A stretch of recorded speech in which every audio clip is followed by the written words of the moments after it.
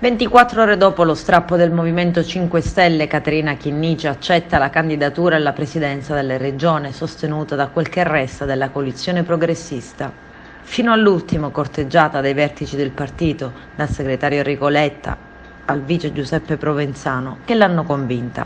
Ieri sera la direzione regionale si è riunita tra i veleni e ha approvato un documento per chiederle di andare avanti.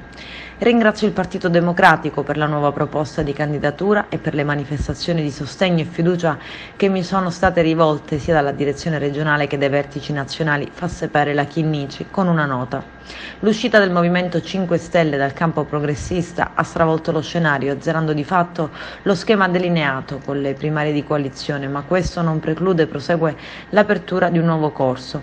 Non volterò le spalle agli elettori, quelli che hanno votato alle primarie e anche i tantissimi altri che sono pronti a sostenermi, riponendo, di questo sono certa, precise aspettative nella mia storia, dandomi una consegna di responsabilità della quale nel mio ruolo guida intendo essere garante. La risposta arriva dopo un'attesa che gli alleati giudicavano estenuante, mentre si rincorrevano le voci di un ritiro.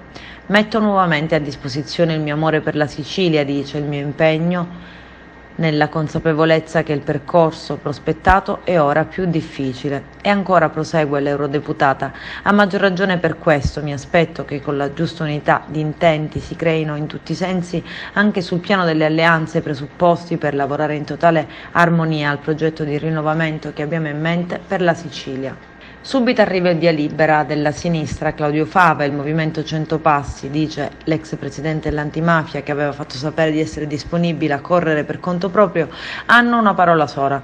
Saremo in campo con la nostra lista a fianco del PD nella coalizione progressista per sostenere la candidata alla presidenza Chinnici. Ogni altra valutazione, conclude, la rinviamo al 26 settembre. Intanto Giuseppe Lupo, che Chinnici non voleva in corsa perché sotto processo, ha rinunciato alla candidatura.